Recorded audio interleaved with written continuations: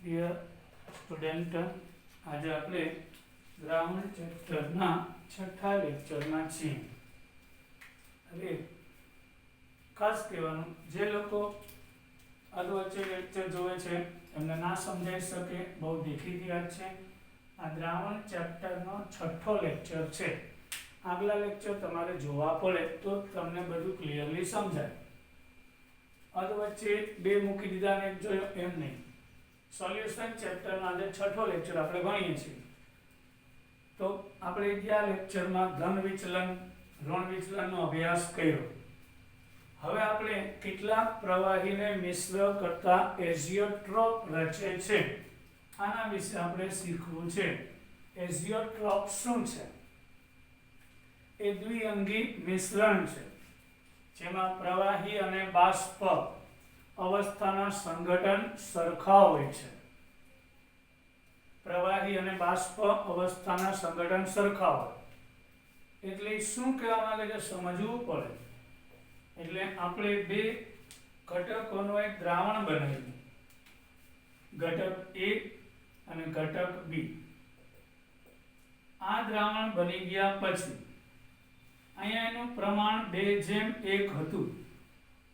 તો એની જે બાષ્પ બને એની અંદર પણ એનું પ્રમાણ 2:1 જ રહેશે. એને સંઘટન કહેવાય છે. સાંભળજો. પણ જનરલી બધા દ્રાવણમાં એવું ના થાય. જેમ કે તમે પાણી, આપણે કેરોસીન અને પેટ્રોલ મિશ્ર કરીએ તો મિશ્રણમાં પેટ્રોલ અને કેરોસીનનું પ્રમાણ હોય એટલું જ પ્રમાણ કેરોસીનનું અને પેટ્રોલનું વરાળમાં હોય એવું જરૂરી નથી, ના પણ હોય. એટલે દરેક પ્રવાહીમાં એવું ના થઈ શકે. એટલે જે પ્રવાહીમાં બે ઘટકોને મિશ્ર કરવામાં આવે ત્યારે એનું જે પ્રમાણ હોય એટલું જ પ્રમાણ બાષ્પ અવસ્થામાં ના પણ હોય, અને જો તે હોય તો એ એઝિયોટ્રોપિક કહેવાય. એટલે કે પ્રવાહી બનાવ્યું ત્યારે જે દ્વિઅંગી દ્રાવણના બે ઘટક, દ્રાવ્ય અને દ્રાવક છે, એમાં જે પ્રમાણ પ્રવાહી અવસ્થામાં હોય એટલું જ તેની વરાળ અવસ્થામાં હોય તો તેને એઝિયોટ્રોપિક મિશ્રણ કહે છે. સંઘટન સરખા હોય છે અને અચળ તાપમાને ઉકળે છે. કારણ કે બે પ્રવાહીને ભેગા કર્યા તો બેના ઉત્કલન બિંદુ તો જુદા જુદા હોય, પણ એઝિયોટ્રોપિકની ખાસિયત એ છે કે હવે બેનું ઉત્કલન બિંદુ સમાન થઈ જશે અને આવા મિશ્રણમાંથી તેને અલગ કરવું શક્ય નથી નિસ્યંદનથી. શું કામ? કારણ કે બંને પ્રવાહી છે મિશ્ર થઈ ગયા પછી હવે બેનું ઉત્કલન બિંદુ સમાન થઈ જશે. ધારો કે આનું ઉત્કલન બિંદુ A નું એકલાનું 50 હતું, B નું એકલાનું 60 હતું, તો બેનું મિશ્રણ ધારો કે 65 છે, તો બે 65 અંશ તાપમાને ઉકળે છે. તો નિસ્યંદન કરો તો બેની વરાળ બને. તો બેને અલગ કેમ પાડી શકાય? જો એક નીચા તાપમાને ઉકળતું હોય અને એક ઊંચા તાપમાને ઉકળતું હોય તો એને અલગ કરી શકાય છોકરાઓ. કારણ કે બંને એક જ તાપમાને ઉકળે છે એટલે બેની વરાળ સાથે જ બનશે. તો આ બે હવે ઘટકો અલગ કરો. આ બે પ્રકારના એઝિયોટ્રોપ હોય છે, જેમને નિમ્નતમ ઉત્કલન એઝિયોટ્રોપ અને મહત્તમ ઉત્કલન એઝિયોટ્રોપ કહેવાય. એઝિયોટ્રોપ સમજાઈ ગયું? બે પ્રવાહીઓનું એવું મિશ્રણ કે બંને એકી સાથે એક સરખા તાપમાને ઉકળે અને પ્રવાહીની અંદર જે ઘટકનું પ્રમાણ હોય એટલું જ એની વરાળ બને ત્યારે પ્રમાણ જાળવી રાખે અને બે એક સરખા તાપમાને જ ઉકળે છે. તો એ નિમ્નતમ અને મહત્તમ શું છે? નિમ્નતમ એટલે આ બેના ઉત્કલન બિંદુ કરતા આનું 50 અને 60, તો આ બે કરતા નીચા તાપમાને ઉકળે તો એ નિમ્નતમ ઉત્કલન બિંદુ કહેવાય. હવે આ 50 અને 60 છે, ધારો કે 65 અંશે ઉકળે છે તો એને મહત્તમ ઉત્કલન એઝિયોટ્રોપ કહેવાય. આ નિમ્નતમ ઉત્કલન એઝિયોટ્રોપ અને ઓલું મહત્તમ ઉત્કલન એઝિયોટ્રોપ કહેવાય. નિમ્નતમ ઉત્કલન એઝિયોટ્રોપ અને મહત્તમ ઉત્કલન એઝિયોટ્રોપ કહેવામાં આવે છે.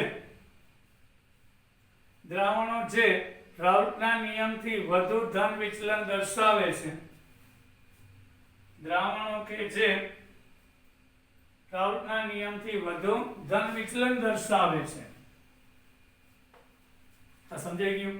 બે પ્રવાહીને ભેગા કર્યા અને બેયનું જે ઉત્કલન બિંદુ હોય એના કરતા વધારે ઉત્કલન બિંદુ એ ઉકળે તો એ મહત્તમ કહેવાય. બેયનું ઉત્કલન બિંદુ હોય એના કરતા નીચા તાપમાને ઉકળી જાય તો એ ન્યૂનતમ એઝિયોટ્રોપ દ્રાવણ કહેવાય.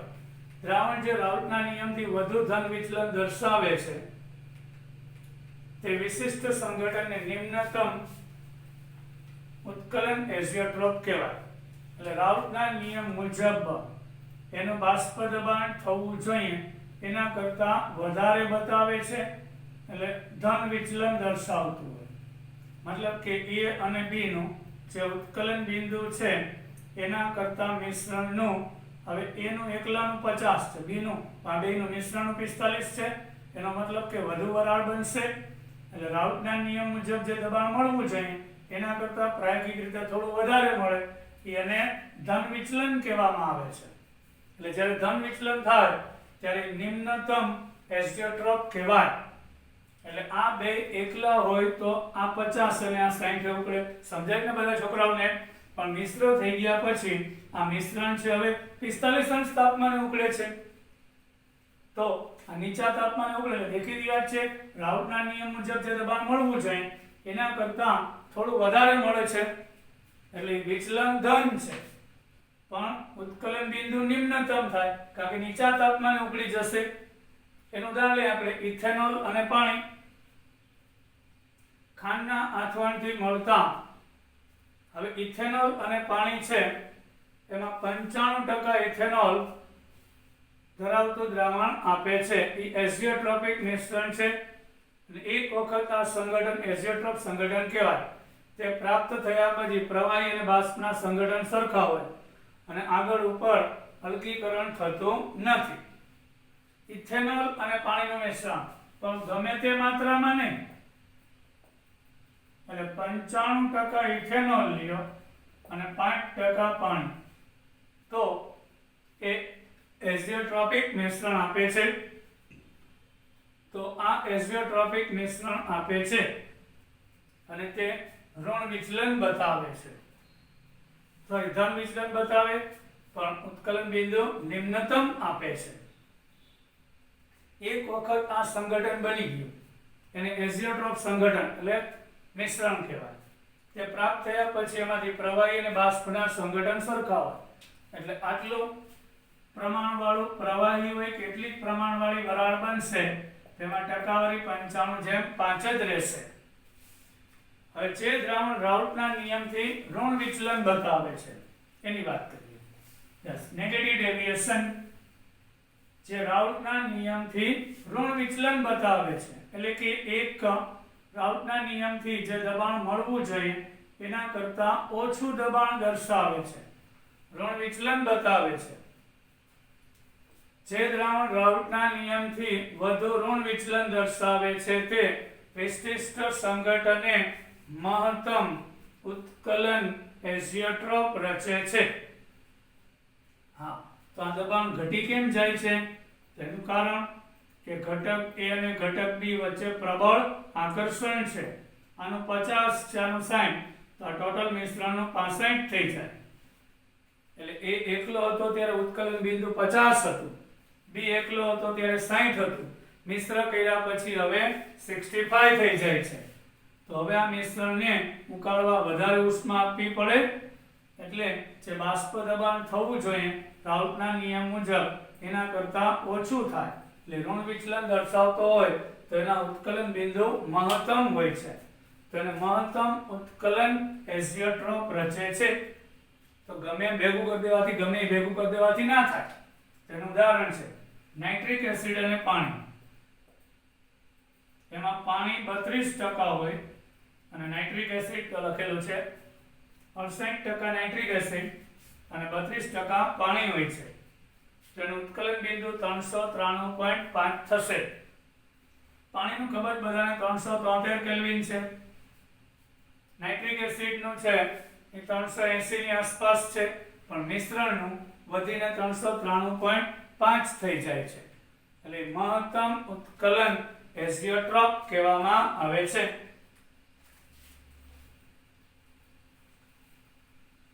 આપણે એઝિયોટ્રોપિક ની ટૂંક નોંધ શીખા. એઝિયોટ્રોપિક મિશ્રણ એટલે શું? એવું મિશ્રણ કે જેને કોઈ પણ રીતે અલગ કરી શકાય નહીં અને પ્રવાહી અવસ્થામાં એનું ઘટકોનું પ્રમાણ અને બાષ્પ અવસ્થામાં ઘટકોનું પ્રમાણ જાળવી રાખશે. હવે આપણે એક દાખલો શીખવાનો છે અત્યારે. 350 કેલ્વિન તાપમાન. આ જ ક્વેશ્ચન છે લખાણ સંબંધિત. શુદ્ધ પ્રવાહી A એટલે A એકલું હોય ત્યારે અને B એના બાષ્પ દબાણ 450 અને 700 મિલીમીટર છે. હવે જેનું કુલ મિશ્ર કર્યા પછી કુલ દબાણ 600 મિલીમીટર હોય તો એનું સંઘટન શોધો. વળી બાષ્પ કલામાંનું સંઘટન પણ જણાવો. એટલે પ્રવાહી અવસ્થામાં અને બાષ્પ અવસ્થામાં સંઘટન એટલે મોલ પ્રમાણ જણાવો. તો રાઉટના નિયમ મુજબ Pa બરાબર એટલે મિશ્રણમાં એનું આંશિક દબાણ એટલે શુદ્ધ એનું આંશિક દબાણ ગુણ્યા એના મોલ અંશ અને B નું મિશ્રણમાં આંશિક દબાણ એટલે શુદ્ધ B એકલાનું આંશિક દબાણ ગુણ્યા મોલ અંશ. તો અહીંયા xb ની જગ્યાએ 1 - x એ પણ લઈ શકાય. તો હવે કુલ દબાણ કેટલું? તો કે Pa + Pb બેના સરવાળા જેટલું. તો આપણે અહીંયા Pb ની જગ્યાએ P&B * 1 - x એ લઈએ. તો P&B વત્તા P&A સામાન્ય કાઢ્યું.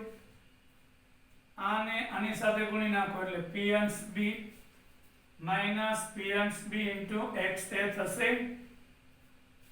તો આ બેમાંથી સામાન્ય શું નીકળે? XA એટલે PA માઈનસ PNB આવી ગયું અને આ સ્ટેપ PNB એમને રહેશે. તો ટોટલ દબાણ 600 છે, PNB 700 છે, PNA 450 માઈનસ 700 ગુણ્યા XA. તો આ મુજબ તમે ગણતરી કરશો તો હવે આને આ બાજુ લઈ જાય 700 માંથી 450 જાય માઈનસ 250 XA અને 700 બરાબર 600. 250 XA આ બાજુ જાય એટલે 700 માંથી 600 જાય એટલે 100 થાય. તો હવે x તેને સૂત્રનો કરતા બનાવતા 100 ભાગ્યા 250 એટલે 0.40 થશે, 0.40. તો xb કેટલું? તો કે 1 માઈનસ 0.40 એટલે 0.60 થશે. 1 માંથી 0.40 બાદ કરો એટલે 0.60 થશે. એટલે આ 0.60 આપણને ઘટક B ના મોલન્સ મળી ગયા ઘટક A ના. હવે એનું આંશિક દબાણ મળી જશે. Pa કેટલું? PA * XA એટલે 450 ગુણ્યા 0.40 એટલે 180. PB કેટલું? તો કે PNB * XB એટલે 420. આ બંનેના આંશિક દબાણ મળી ગયા. હવે બાષ્પ કલામાં એના મોલ અંશ બાષ્પ અવસ્થામાં. તો એક નવું સૂત્ર છે બાષ્પ અવસ્થામાં એના મોલ અંશ એટલે એનું બાષ્પ દબાણ વત્તા કુલ દબાણ. આ એક નવું સૂત્ર છે પણ આપણી બુક મુજબ સૂત્ર આ છે YA બરાબર P total into Y. PA બરાબર YA into P total.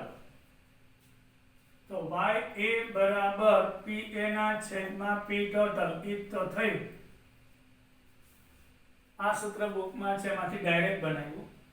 તો Y એટલે વાયુ અવસ્થામાં મોલન્સ, X એટલે પ્રવાહી અવસ્થામાં મોલન્સ. તો વાયુ અવસ્થામાં એના મોલન્સ કેટલા? તો કે એનું દબાણ એનું આંશિક દબાણ વત્તા કુલ દબાણ એટલે 180 ભાગ્યા 600 0.30 થાય અને મોલ અંશ તો એક જ હોય એટલે બીજાની ગણતરી કરવાની જરૂર નથી. 1 માંથી 0.30 બાદ કર્યા એટલે 0.70 થશે.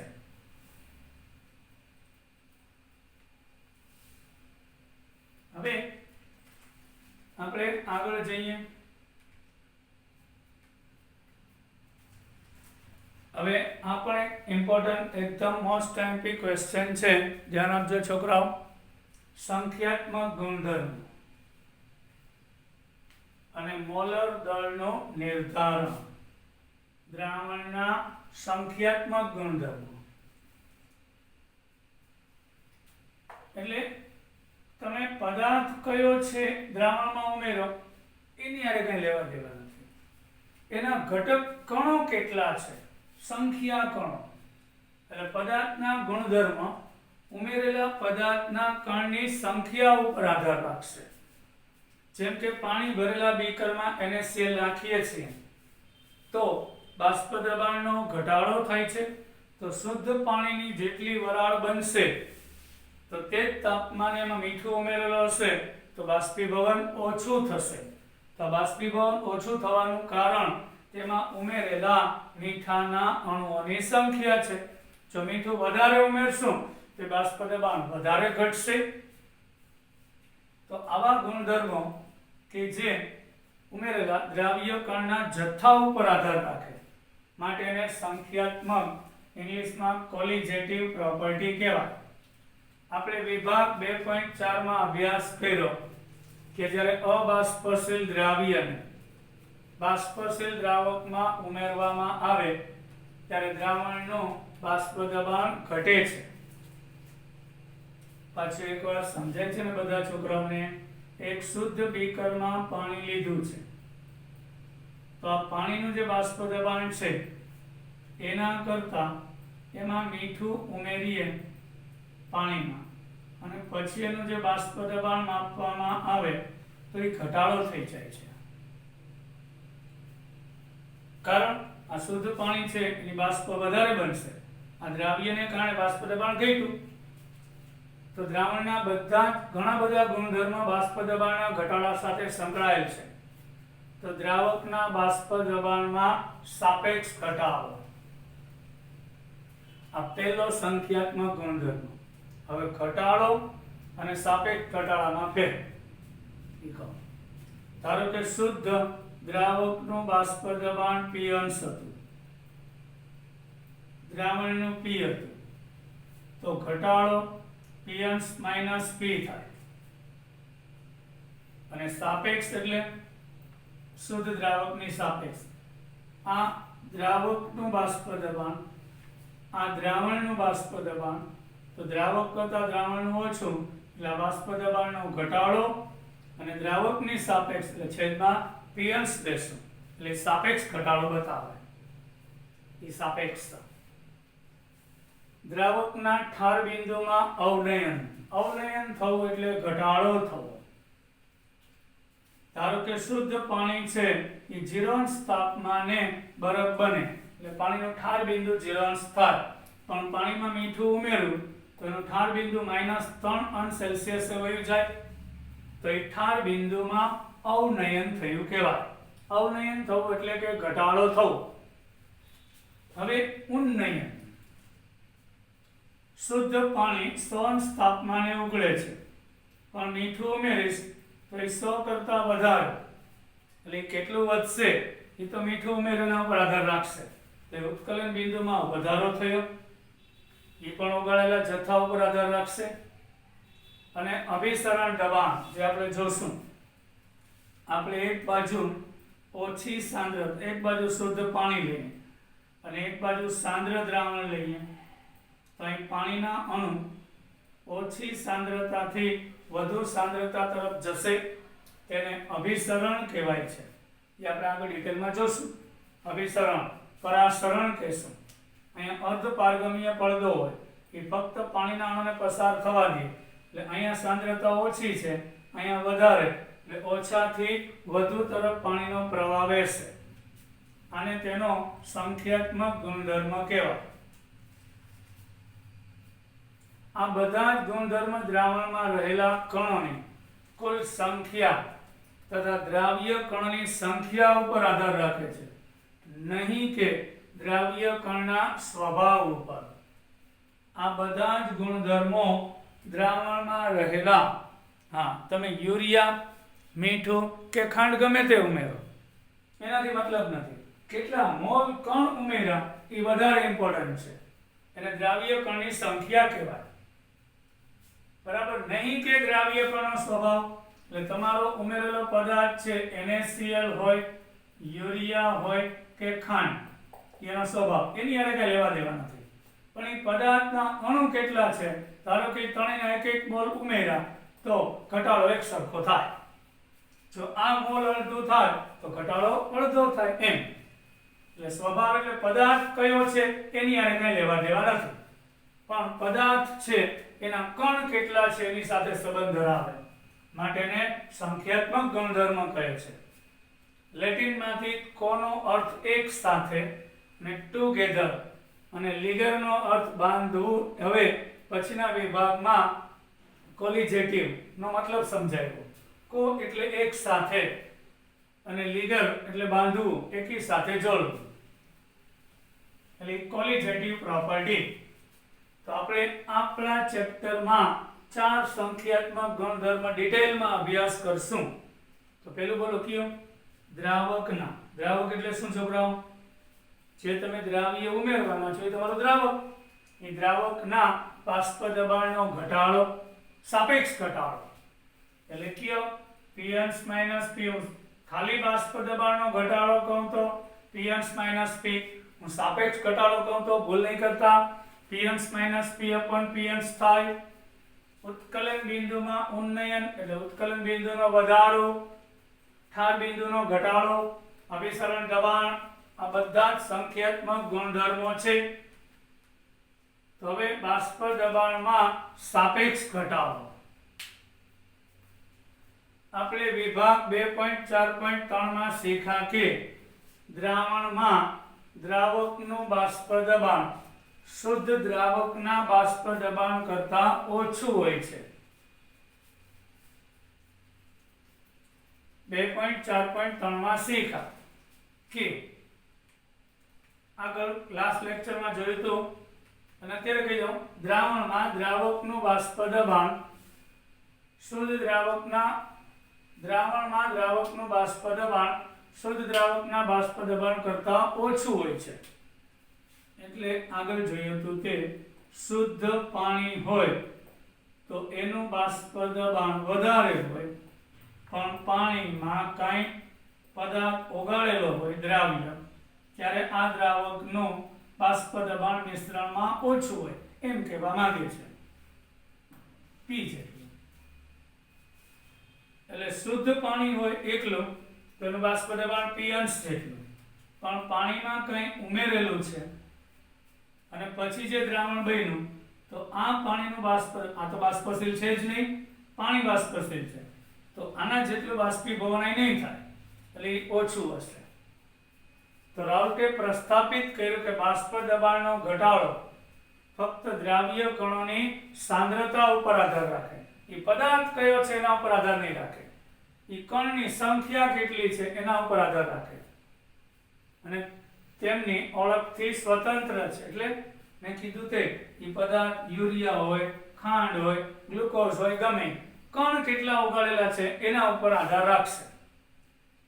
સમીકરણ 2.20 દ્રાવણનું બાષ્પ દબાણ, એટલે આપણે આગળ રાઉટનો નિયમ ભણી ગયા તે.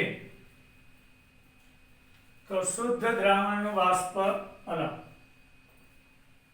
દ્રાવણમાં બાષ્પ દબાણ P1 એટલે દ્રાવકના મોલ અંશ ગુણ્યા શુદ્ધ દ્રાવકનું બાષ્પ દબાણ હોય છે, રાઉટનો નિયમ. તો દ્રાવકના બાષ્પ દબાણના ઘટાડાને ડેલ્ટા P કહીએ તો નીચે મુજબ લખી શકાય. P1 અંશ દોરીને જ બતાવવું પડશે તમને મારે, એટલે P1 અંશ આ શુદ્ધ પાણીનું બાષ્પ દબાણ છે. હવે એમાં કોઈ દ્રાવ્ય ઓગાળ્યું પાણીમાં અને પછી દ્રાવણ બન્યું, તો ધારો કે P1 છે, તો P1 અંશ વધારે હોય P1 ઓછું એટલે મોટામાંથી નાનું બાદ થાય એટલે શુદ્ધ દ્રાવકના બાષ્પ દબાણમાંથી દ્રાવણની અંદર રહેલા દ્રાવકને કારણે બાષ્પ દબાણ P1 તો એ ઘટાડો ડેલ્ટા P1 આવ્યો તો આપણને હજી ખબર જ છે P1 એટલે કે P1 અંશ into x1 P1 અંશ into x1 તો એ P1 અંશ બરાબર 1 minus x1 અને 1 minus x1 એટલે x2 એટલે ડેલ્ટા P બરાબર P1 અંશ into x2 થાય એટલે ટૂંકું થશે એટલે કે આ બાષ્પ દબાણનો જે ઘટાડો આવ્યો એ આ દ્રાવ્ય 2 એટલે દ્રાવ્ય 1 એટલે દ્રાવક આ દ્રાવકના બાષ્પ દબાણનો ઘટાડો દ્રાવ્યના મોલ અંશના સમપ્રમાણમાં હોય છે એટલે કેટલાક બાષ્પશીલ દ્રાવ્ય ધરાવતા દ્રાવણમાં બાષ્પ દબાણનો ઘટાડો જુદા જુદા દ્રાવ્યના મોલ અંશના સરવાળા બરાબર થાય છે કેટલાક બાષ્પશીલ દ્રાવ્ય ધરાવતા દ્રાવણમાં બાષ્પ દબાણનો ઘટાડો જુદા જુદા દ્રાવ્યોના મોલ અંશના સરવાળા બરાબર હોય છે તો આ સમીકરણ લખી શકીએ કે હવે સાપેક્ષ ઘટાડો લેવો છે એટલે મેં કીધું આ બાષ્પ દબાણનો ઘટાડો છેદમાં શુદ્ધ દ્રાવકનો બાષ્પ દબાણ વડે ભાંગો એટલે એનો સાપેક્ષ ઘટાડો આવ્યો તો P1 અંશ માઈનસ P1 upon P1 અંશ થશે એટલે આ જે સૂત્ર હતું આપણું P1 અંશ into x2 છેદમાં P1 અંશ qdi એટલે સાપેક્ષ ઘટાડો ડાયરેક્ટ દ્રાવ્યના મોલ અંશ જેટલો થશે એટલે ડેલ્ટા P1 ને P1 અંશ વડે ભાંગી હવે ડેલ્ટા P1 એટલે P1 અંશ minus P1 upon P1 confusion કરે તમને તો અહીં x2 into P1 અંશ છે અને ડાયરેક્ટ લખ્યું છે એટલે તમને સમજાતું ન હોય x2 into P1 અંશ છેદમાં P1 અંશ આ નીકળી જાય એટલે x2 આવી જાય ને એમ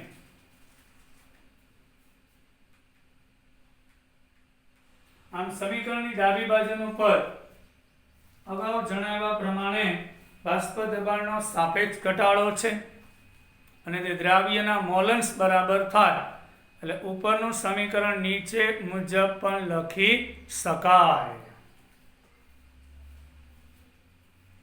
એટલે દ્રાવણના બાષ્પ દબાણનો સાપેક્ષ ઘટાડો કેટલો તો કે એમાં ઓગાળેલા દ્રાવ્યના મોલ અંશના સમપ્રમાણમાં હોય છે તો આજે P1 અંશ minus P1 upon P1 અંશ છે એ દ્રાવ્યના મોલ અંશના સમપ્રમાણમાં હવે દ્રાવ્યના મોલ અંશ એટલે શું દ્રાવ્યના મોલ છેદમાં કુલ મોલ એટલે બાષ્પ દબાણનો સાપેક્ષ ઘટાડો કેટલો તો કે દ્રાવ્યના મોલ અંશના સરવાળા એટલે મોલ અંશ જેટલો થાય અહીંયા N1 અને N2 અનુક્રમે હાજર દ્રાવક અને દ્રાવ્યના મોલ છે N1 ઘણીવાર કીધું છે 1 એટલે દ્રાવક 2 એટલે દ્રાવ્ય હવે દ્રાવ્યના મોલ ખૂબ જ ઓછા હોય તો ગણી શકાય મંદ દ્રાવણ હોય તો સાંદ્ર હોય તો નહીં તો આપણે મંદ દ્રાવણ લઈએ એટલે પાણીમાં જે ઓગાળેલો જતો દ્રાવ્ય છે એનું પ્રમાણ અતિશય ઓછું હોય એની વાત કરું છું ત્યારે આ ન અવગણી શકાય ઉપર એક જ પદ છે આની સાપેક્ષમાં અવગણી શકાય ધારો કે પાણીના મોલ 50 છે ઉમેરેલા મોલ 0.005 હોય તો અવગણી શકાય એમ તો P1 અંશ minus P1 upon P1 અંશ બરાબર N2 ના છેદમાં N1 થાય બધાને સમજાય છે ને હવે N2 એટલે શું ઈ દ્રાવ્યના મોલ છે N1 શું છે એ દ્રાવકના મોલ છે N2 એ દ્રાવ્યના મોલ છે N1 છે તે દ્રાવકના મોલ છે તો અહીંયા આગળ આપણે N2 બરાબર W2 ના છેદમાં M2 લઈએ. એટલે N2 એટલે શું છે? દ્રાવ્ય છે. એટલે દ્રાવ્યનું વજન છેદમાં દ્રાવ્યનો અણુભાર. N1 એટલે દ્રાવક છે, એટલે દ્રાવકનું વજન છેદમાં દ્રાવકનો અણુભાર થશે. ઈ કિંમત આપણે અહીં મૂકી દઈએ. એટલે આ જે છે જો ઉપરનું પદ પાછું એકવાર તમને કહું છું, બરાબર, P1 અંશ માઇનસ P1 એટલે બાષ્પ દબાણનો ઘટાડો છે, છેદમાં P1 અંશ એટલે સાપેક્ષ ઘટાડો કહેવાય. આટલો ભાગ ખાલી ઘટાડો છેદમાં મૂળ P1 અંશ વડે ભાંગો શુદ્ધ દ્રાવકનું બાષ્પ દબાણ એટલે સાપેક્ષ ઘટાડો. N2 ની જગ્યાએ W2 ના છેદમાં M2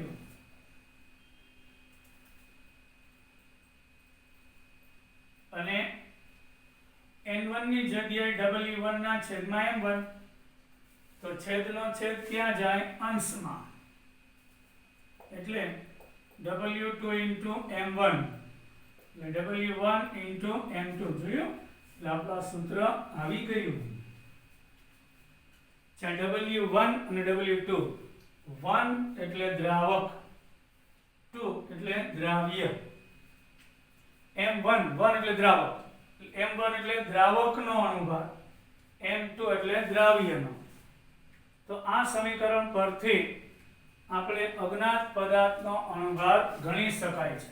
એટલે પાણી છે એનું વજન જાણીતું હોય W1, પાણીનો અણુભાર જાણીતો હોય, શુદ્ધ પાણીનું બાષ્પ દબાણ જાણતા હોય, પછી અજ્ઞાત પદાર્થનું વજન જાણીતું હોય, જે રાઉન્ડ કરું છું તે, ત્યારે બનતા દ્રાવણનું બાષ્પ દબાણ જાણીતું હોય, તો અજ્ઞાત પદાર્થનો અણુભાર માપી શકાય છે. આ સૂત્રનો ફાયદો થયો. એટલે શુદ્ધ પાણીમાં કોઈ અજ્ઞાત પદાર્થ કયો છે આપણને ખબર નથી, તેનું જાણીતું વજન ઉગાડી દો તો પછી બનતા દ્રાવણનો અણુભાર આ સૂત્ર પરથી રાઉટના નિયમની મદદથી માપી શકાય છે. એવા આપણે દાખલા જોઈએ.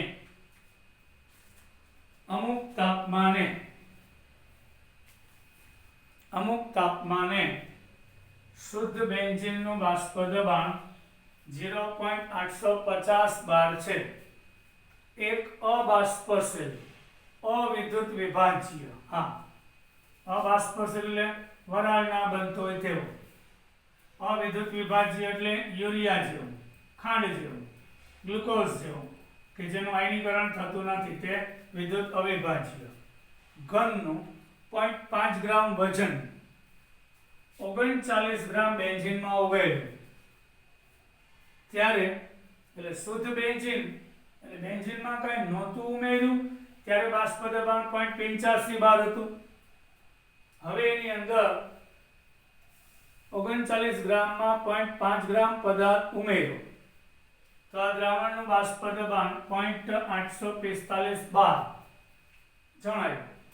તો એ ઘન પદાર્થનો મોલર દળ મતલબ કે તેનો અણુભાર કેટલો થશે? અમુક તાપમાને શુદ્ધ બેન્ઝીનનું બાષ્પ દબાણ, પાછળ એકવાર રકમ સમજાવી દઉં. એક પાત્રમાં શુદ્ધ બેન્ઝીન છે ત્યારે એનું બાષ્પ દબાણ શુદ્ધ બેન્ઝીનનું P1 અંશ લો દ્રાવક 0.85 બાર. ક્લિયર? એમાં વિદ્યુત અવિભાજ્ય સમજાયું એટલે આયનીકરણ થતું નથી એવો પદાર્થ, અબાષ્પશીલ એટલે વરાળ બનતી નથી એવો પદાર્થ. આનું વજન આપણે આપી દીધું છે 39 ગ્રામ બેન્ઝીન. હવે એની અંદર આ 39 ગ્રામ બેન્ઝીનમાં 0.5 ગ્રામ અજ્ઞાત પદાર્થ જે આપણને ખબર નથી એ ઉમેર્યું. તો દેખીતી વાત છે આ અબાષ્પશીલ છે એટલે બાષ્પ દબાણ ઘટીને P1 થઈ જશે. એ પણ આપી દીધું છે ઘટીને કેટલું 0.845 બાર થઈ ગયું. તો એ અજ્ઞાત પદાર્થનો અણુભાર કેટલો થશે? હમણાં આપણે સૂત્ર શીખ્યા એનો ઉપયોગ કરશું. તો P1 અંશ એટલે 0.850 બાર. P1 એટલે દ્રાવ્ય ઉમેર્યા પછી દ્રાવણનું બાષ્પ દબાણ 0.845 છે. બેન્ઝીનનો અણુભાર 78 ગ્રામ પ્રતિ મોલ છે. એમાં દ્રાવ્ય કરેલા પદાર્થનું વજન 0.5 ગ્રામ છે. દ્રાવકનું વજન 39 ગ્રામ છે. તો આપણે M2 ગોતવાનો છે. તો સૂત્ર જ છે ડાયરેક્ટ છોકરાઓ. આ લોકો સૂત્ર પણ નથી લખતા. જો છોકરાઓ P1 અંશ માઈનસ P1 અપોન આપણે એક્ઝામમાં લખવું પડે. એને થોડી પરીક્ષા દેવી, આપણે દેવાની છે. P1 અંશ માઈનસ P1 અપોન P1 અંશ બરાબર W2 ના છેદમાં M2 અને W1 ઉપર M1 થશે. હવે આપણે P1 અંશ કેટલું આપેલું છે? શુદ્ધ દ્રાવક બેન્ઝીનનું બાષ્પ દબાણ 0.850. P1 0.845 જો બોક્સ કરેલા છે. છેદમાં P1 અંશ એટલે 0.850. W2 0.5. M1 78. M2 ગોતવું છે અને W1 39 દ્રાવકનું. તો આના પરથી આપણે સૂત્રનો કરતા બનાવીએ. પહેલામાંથી બાદ કરો જ્યાં 0.850 માંથી 0.845 જાય તો 0.05 થાય. એટલે પહેલા તો અજ્ઞાત પદાર્થનો અણુભાર એટલે કે 0.5 ગુણ્યા 78 છેદમાં 0.05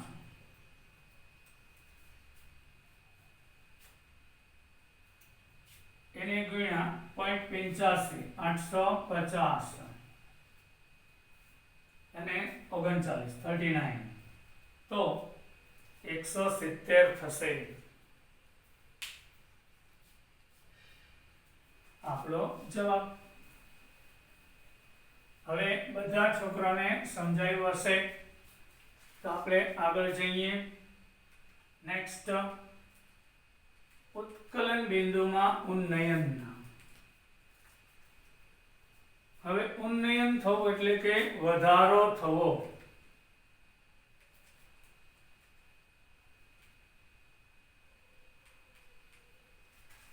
ઉન્નયન થવું એટલે કે વધારો થવો. ઉત્કલન બિંદુમાં ઉન્નયન.